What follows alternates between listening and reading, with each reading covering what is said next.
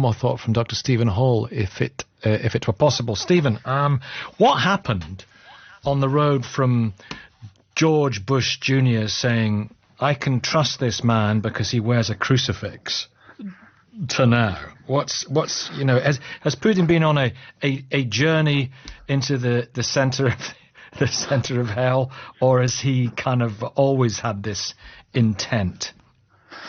Well, I think he's always had the intent since his Millennium Message in 1999 of making Russia a great country again, to bringing it up from its knees in the 1990s and making Russia a great country at the world center stage in the world, at the table of the great powers, all of these things. We also have to remember that Putin was a KGB agent and is, as some people have said, a very good mirror in that he's very good at allowing other people to see their own reflection or what they want to see from him. So George Bush, he told George Bush the story about going into his house, his dacha, to save a crucifix during a fire, and George Bush loved that story.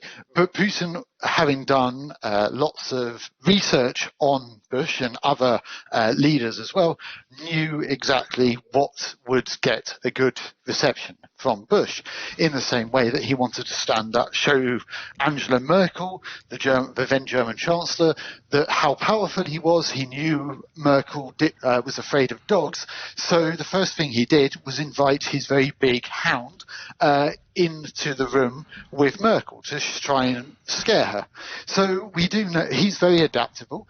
He is very good at being a mirror and finding weaknesses and strengths when he needs to. He's pragmatic. Okay. But yes. I know it's just interesting. I'm just thinking about it. I could talk to you all morning, but if it weren't so terrible and tragic, you'd laugh at the dog thing. I mean, for goodness sake, and the crucifix thing.